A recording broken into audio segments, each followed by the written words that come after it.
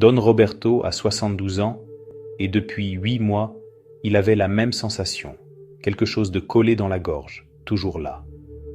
Il se levait le matin et la première chose qu'il faisait était de se racler la gorge. Il buvait de l'eau. Il se raclait la gorge à nouveau. Il prenait un sirop contre la toux. Rien. Son médecin lui a dit que c'était du mucus accumulé. Il lui a prescrit un antihistaminique. Ça n'a pas marché non plus. Jusqu'à ce qu'un spécialiste lui pose une question que personne ne lui avait posée avant. « Sentez-vous une brûlure dans la poitrine ?»« Non, » a répondu Roberto. « Avez-vous mal à l'estomac ?»« Non plus. » Alors, ce n'est pas ce que tout le monde pense. Ce que Roberto avait n'était pas du mucus, ce n'était pas une infection, ce n'était pas une allergie. C'était quelque chose de complètement différent qu'il avait ignoré pendant des mois, parce que personne n'avait cherché au bon endroit. Et si tu regardes cette vidéo en ce moment même, il est probable que tu t'identifies à Roberto. Sensation de quelque chose de coincé qui ne sort pas avec la toux, qui ne disparaît pas avec le sirop, qui est là quand tu te lèves et qui est toujours là quand tu te couches. Aujourd'hui, tu vas découvrir exactement ce que peut être ce flegme qui ne sort pas, quelles sont les 5 causes les plus fréquentes et les plus ignorées, et ce que tu peux faire dès aujourd'hui pour commencer à te sentir mieux. Reste jusqu'à la fin, parce qu'on va aussi détruire certains mythes que beaucoup de gens ont sur ce symptôme. Des mythes qui font que les gens attendent des mois sans chercher la bonne solution. Et à la fin, je vais te donner une routine quotidienne simple, étape par étape, pour soulager ce problème de façon naturelle. Bienvenue ou bienvenue. Cette chaîne existe pour une seule raison, te donner de vraies informations de santé. Avec un soutien scientifique, expliqué de façon simple et avec un respect sincère pour ton temps et ton intelligence. Avant de parler des causes, tu dois comprendre quelque chose de fondamental sur la façon dont fonctionne le mucus dans ton corps, parce que la majorité des gens le comprennent complètement de travers. Le mucus n'est pas un ennemi, c'est un système de défense sophistiqué que ton corps produit chaque jour de façon naturelle. Les muqueuses qui tapissent le nez, la gorge, la trachée et les bronches sécrètent entre 100 et 150 ml de mucus quotidiennement. La plus grande partie de ce mucus, tu l'avales sans t'en rendre compte. C'est normal, c'est nécessaire. Il piège les bactéries, les virus, les particules de poussière et les allergènes avant qu'ils n'arrivent aux poumons. Le problème n'est pas le mucus en soi. Le problème, c'est quand ce mucus change de consistance, quand il devient épais, visqueux, collant, quand au lieu de couler silencieusement vers l'estomac, il reste collé aux parois de la gorge et des bronches, causant cette sensation désagréable que tout le monde connaît. Pourquoi ce changement se produit-il ? C'est là qu'intervient une donnée que très peu de gens connaissent et qui change tout. Une étude publiée dans l'European Respiratory Journal a confirmé que la composition du mucus change significativement après 60 ans. Avec le vieillissement, les glandes muqueuses produisent moins d'eau et plus de protéines, ce qui rend le mucus naturellement plus épais et plus difficile à mobiliser. Cela signifie que les adultes plus âgés sont physiologiquement plus vulnérables à ressentir cette sensation de flegme collé, même quand il n'y a aucune infection ni maladie pulmonaire derrière. Mais ce changement physiologique à lui seul n'explique pas toujours le symptôme. Derrière le flegme persistant, il y a des causes spécifiques qui peuvent être identifiées, traitées et résolues. Et c'est exactement ce qu'on va explorer aujourd'hui. La première cause cachée est aussi la plus surprenante, parce qu'elle n'a absolument rien à voir avec les poumons ni avec un rhume. Et pourtant, selon de multiples études, c'est la cause la plus fréquente de flegme chronique chez les adultes âgés. Elle s'appelle reflux laryngopharyngé. Et la raison pour laquelle on l'appelle reflux silencieux est exactement ce qui le rend si difficile à identifier. Ça ne fait pas mal.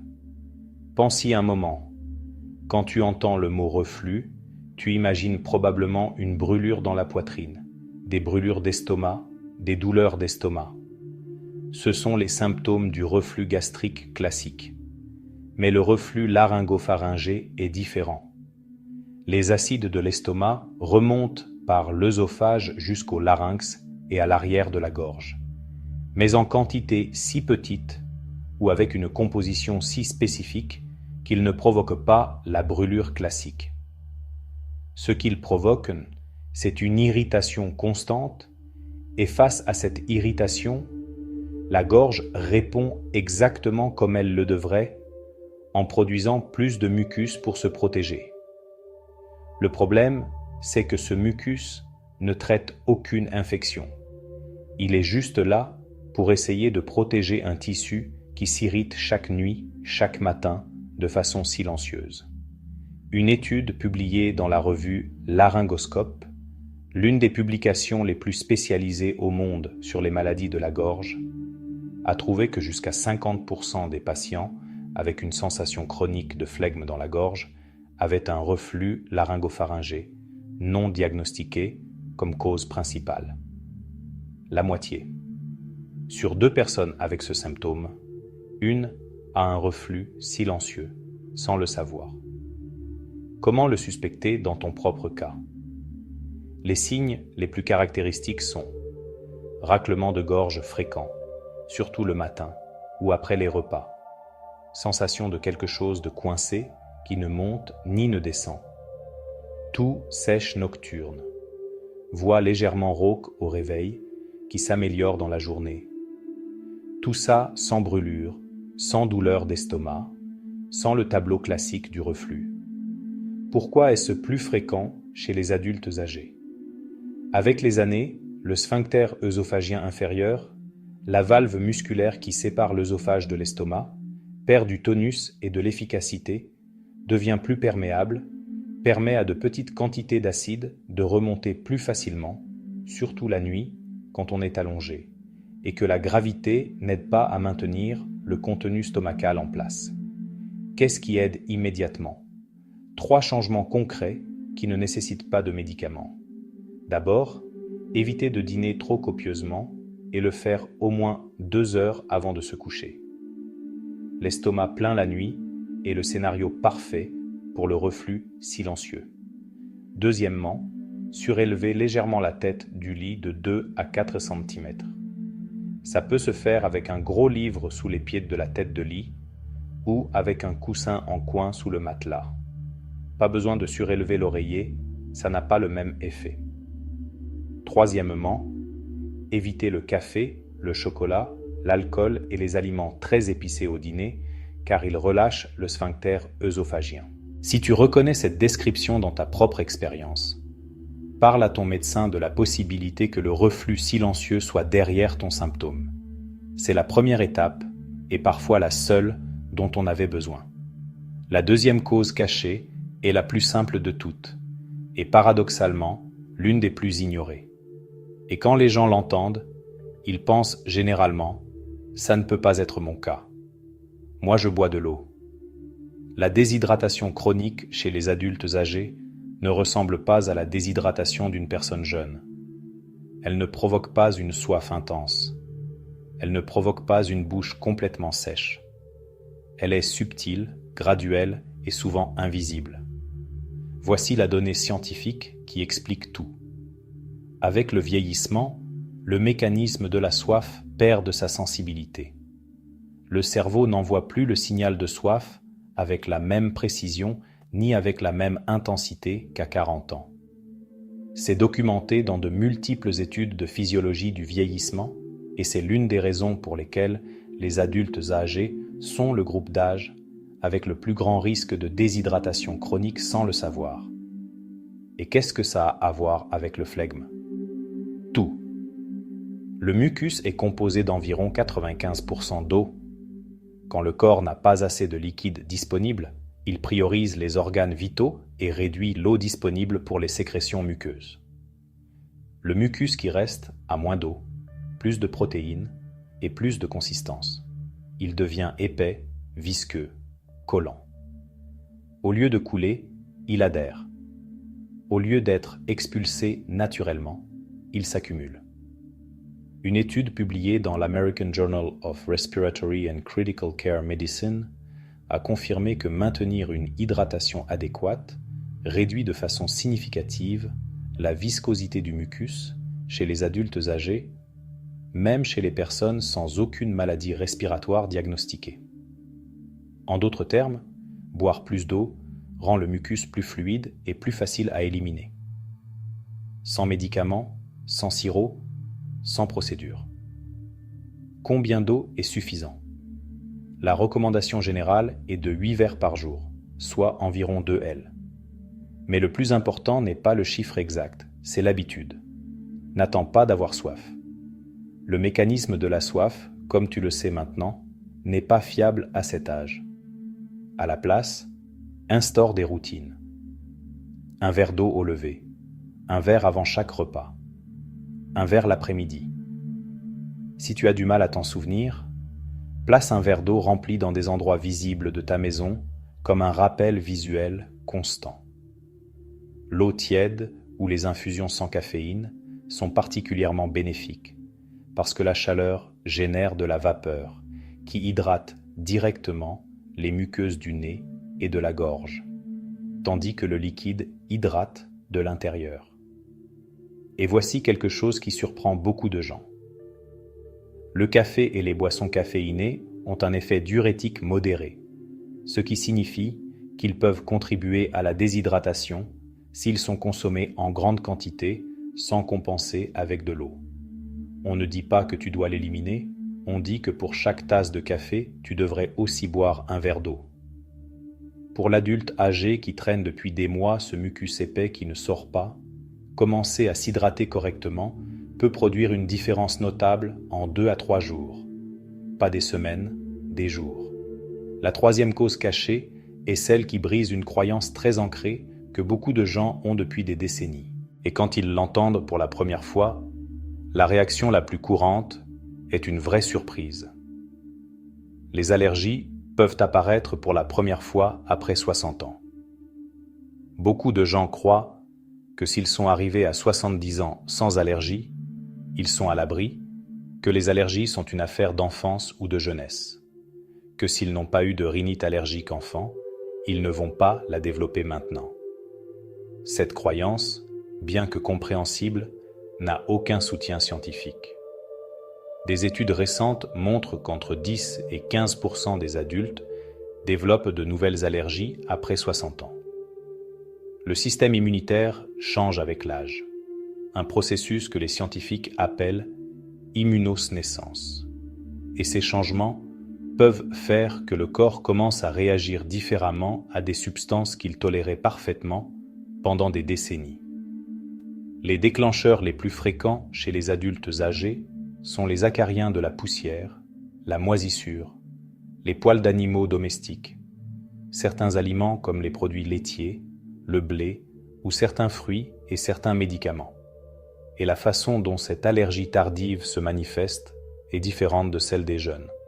Une étude publiée dans la revue Annals of Allergy, Asthma and Immunology a trouvé que les adultes âgés avec une rhinite allergique chronique non diagnostiquée rapportaient comme symptôme principal la sensation persistante de flegme dans la gorge, souvent sans éternuement fréquent, sans yeux larmoyants, sans le tableau typique qu'on associe à l'allergie.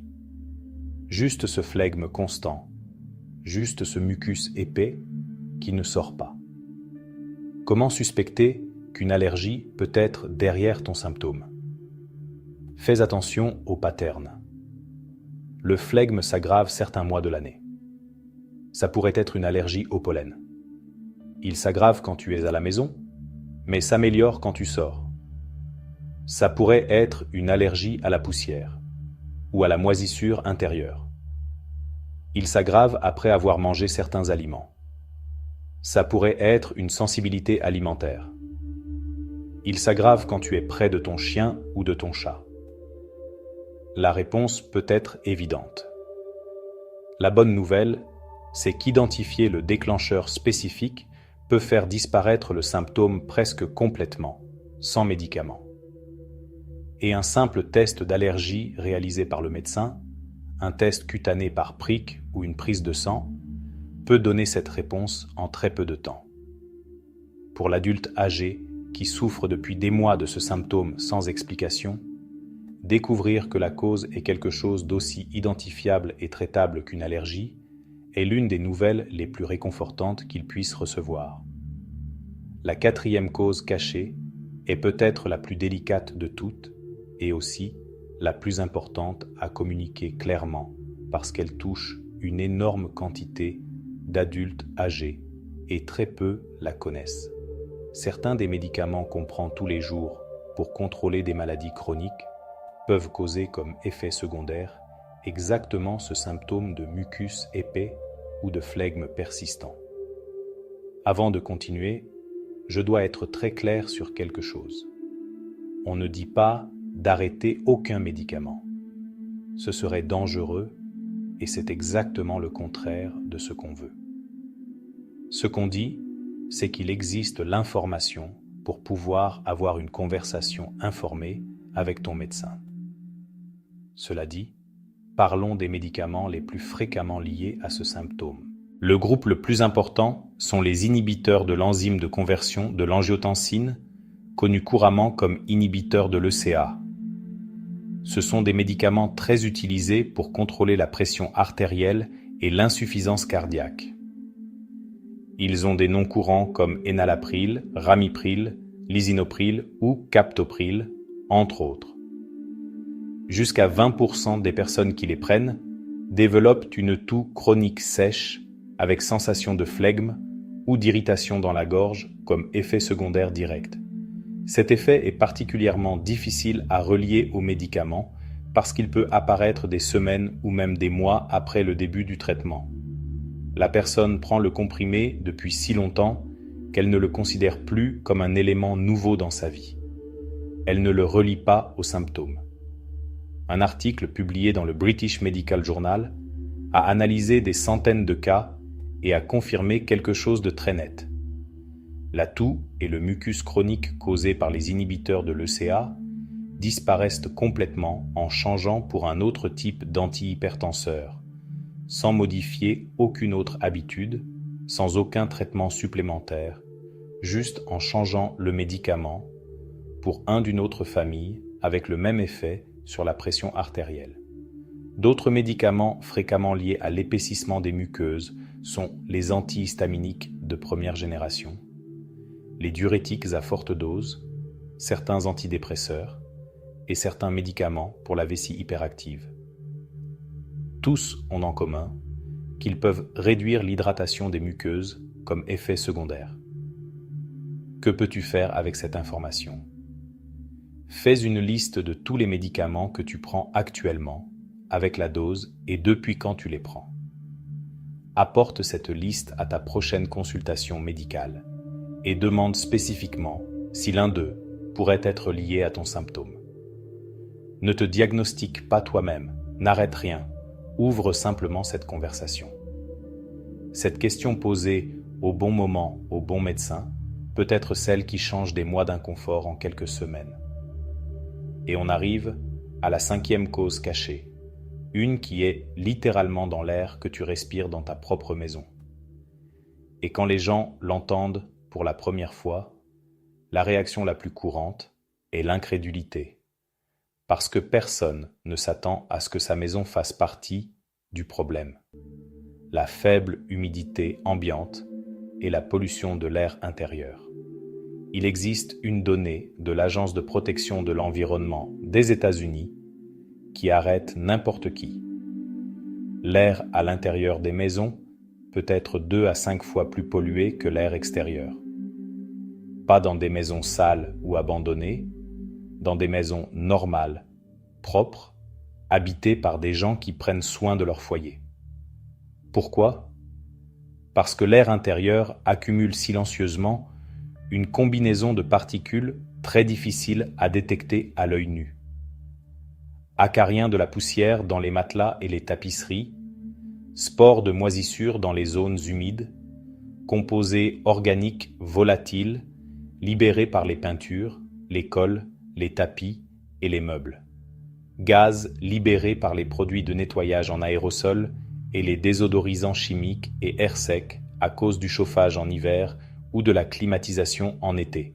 Quand on respire cet air en continu, les muqueuses du nez, de la gorge et des bronches s'irritent constamment et face à cette irritation continue, elles produisent plus de mucus comme mécanisme de défense. Mais si ce mucus n'a pas assez d'humidité ambiante pour couler normalement, il s'accumule, s'épaissit et génère exactement cette sensation de flegme collé qui ne sort pas. Une étude publiée dans Indoor Air Journal, l'une des publications les plus spécialisées au monde sur la qualité de l'air intérieur, a trouvé que maintenir l'humidité relative du foyer entre 40 et 60% réduit de façon significative les symptômes respiratoires chroniques chez les adultes âgés qui passent la majeure partie de la journée à l'intérieur. Comment améliorer la qualité de l'air de ta maison sans gros investissements? Le changement le plus impactant. Aère ta maison pendant au moins 10 minutes chaque matin. Ouvre les portes et les fenêtres, même peu de temps. Laisse l'air extérieur renouveler l'air intérieur chargé. Ce geste simple, fait avec constance, peut faire une différence notable en quelques semaines. Si tu utilises du chauffage en hiver, ou que tu vis dans un climat très sec, un humidificateur à vapeur froide dans la chambre peut transformer la qualité de ton sommeil et la santé de tes muqueuses. Si tu n'as pas d'humidificateur, une alternative efficace et économique est de placer une bassine d'eau chaude avec quelques feuilles d'eucalyptus dans la pièce. La vapeur qu'elle génère hydrate directement les muqueuses pendant que tu dors. Remplace les désodorisants en aérosol et les produits de nettoyage aux parfums intenses par des alternatives plus naturelles. L'odeur de propre ne doit pas venir d'une substance chimique. Le vinaigre blanc dilué dans l'eau nettoie sans polluer l'air. Pour l'adulte âgé, qui passe beaucoup d'heures à la maison, ces changements dans l'environnement immédiat peuvent produire un soulagement visible en quelques jours. Sans médecin, sans médicaments, sans dépenses importantes. Avant de te donner la routine quotidienne, je dois m'arrêter sur 3 croyances très courantes sur le flegme qui font que beaucoup de gens attendent des mois sans chercher la bonne solution. Mythe numéro 1. Si j'ai du flegme, c'est que j'ai une infection. Pas nécessairement.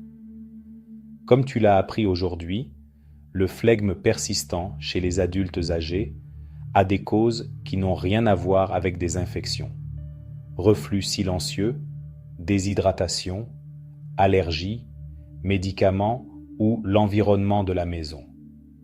Traiter une infection qui n'existe pas avec des antibiotiques ne résout pas seulement pas le symptôme, mais peut avoir des effets négatifs sur le microbiote et la santé générale. Mythe numéro 2. Les produits laitiers produisent plus de mucus. C'est l'une des croyances les plus répandues dans la culture populaire latino-américaine, et la science, après de multiples études, dit quelque chose de différent. Les produits laitiers n'augmentent pas la production de mucus dans l'organisme. Ce qui peut arriver, c'est que le lait, en se mélangeant à la salive, crée temporairement une sensation de plus grande consistance dans la bouche et la gorge que certaines personnes interprètent comme du mucus, mais il n'y a pas de production supplémentaire réelle. Maintenant, si tu as une intolérance au lactose ou une sensibilité aux protéines du lait, ce qui est plus courant chez les adultes âgés, les produits laitiers peuvent effectivement enflammer les muqueuses et aggraver le symptôme. C'est différent du mythe général. Mythe numéro 3. Si ça dure depuis des mois, c'est forcément grave. La majorité des cas de flegme chronique chez les adultes âgés ont des causes complètement traitables comme celles qu'on a vues aujourd'hui. Que quelque chose dure longtemps ne signifie pas nécessairement que c'est grave, ça signifie qu'on n'a pas encore identifié la bonne cause. C'est ce qu'on cherche à résoudre aujourd'hui. Maintenant oui, ce que beaucoup attendaient, Une routine quotidienne concrète, simple et réelle que tu peux commencer à appliquer dès demain. Au réveil, avant de te lever du lit, prends un verre d'eau tiède, pas froide. L'eau tiède hydrate les muqueuses asséchées par le sommeil, active le système digestif et contribue à fluidifier le mucus accumulé pendant la nuit. Si tu peux y ajouter quelques gouttes de citron, encore mieux. La vitamine C du citron a des propriétés anti-inflammatoires sur le tissu muqueux. Pendant le petit déjeuner, envisage de remplacer le café au lait par une infusion de gingembre avec du miel, au moins pendant les 2 premières semaines. Le gingembre a des propriétés mucolytiques prouvées, c'est-à-dire qu'il aide à fluidifier le mucus et le miel a un effet anti-inflammatoire sur la gorge. Si tu ne veux pas abandonner le café, prends-le après le petit déjeuner et ajoute un verre d'eau supplémentaire pour compenser son effet diurétique. Pendant la matinée, aère ta maison. Ouvre portes et fenêtres pendant au moins 10 minutes. Ce geste renouvelle l'air intérieur et réduit la concentration de particules irritantes. Si le climat ne te permet pas d'ouvrir les fenêtres, passe un chiffon humide sur les surfaces pour réduire la poussière. Tout au long de la journée, bois de l'eau ou des infusions sans caféine de façon constante. Mets un verre plein dans la cuisine, un dans le salon, un dans ta chambre. Le signal visuel est plus efficace que n'importe quelle alarme ou rappel. L'objectif est 2 L par jour, répartis sur toute la journée, pas accumulés en un seul moment. À midi. Si ton flegme s'aggrave après manger, évalue quels aliments tu consommes. Tiens un registre simple pendant une semaine. Note ce que tu as mangé et si le symptôme s'est amélioré ou aggravé. Ce registre peut révéler un pattern qu'aucun médecin n'a pu détecter parce que personne ne le lui a montré. L'après-midi, si tu utilises du chauffage ou de la climatisation, active l'humidificateur. Si tu n'en as pas, fais bouillir de l'eau avec quelques feuilles d'eucalyptus ou de menthe et laisse la vapeur remplir la pièce pendant 15 à 20 minutes. Cette inhalation de vapeur humide est l'un des remèdes les plus anciens et les plus documentés pour soulager la congestion muqueuse. Au dîner, mange tôt, léger, évite les fritures, les aliments très épicés, le café, l'alcool ou le chocolat le soir. Tous ces aliments relâchent le sphincter œsophagien et favorisent le reflux silencieux nocturne. Au moment de te coucher, surélève légèrement la tête de ton lit, pas l'oreiller, mais le lit lui-même. Un gros livre sous chaque pied de la tête de lit ou un coin sous le matelas suffit. Cette petite inclinaison utilise la gravité pour empêcher les acides de l'estomac de remonter vers la gorge pendant que tu dors. Cette routine ne demande pas d'argent, ne demande pas de médicaments, ne demande pas de grands changements dans ta vie. Elle demande de la décision, de la constance et la certitude que ton corps répond quand on lui donne les bonnes conditions. Cette vidéo est informative et éducative et comme telle, elle a une limite très claire qu'il est important de nommer. Il y a des signaux qui vont au-delà de ce que la routine quotidienne peut résoudre et qui nécessitent une attention médicale sans délai. Si ton flegme a du sang, s'il est accompagné de fièvre persistante, si tu ressens une douleur dans la poitrine, si tu as des difficultés à respirer ou à avaler, ou si le symptôme s'est aggravé de façon progressive ces dernières semaines, va voir ton médecin. N'attends pas. Cette vidéo t'a donné des outils pour comprendre les causes les plus fréquentes du flegme chronique bénin, mais seul ton médecin avec un examen direct peut écarter des conditions qui nécessitent un diagnostic plus spécifique.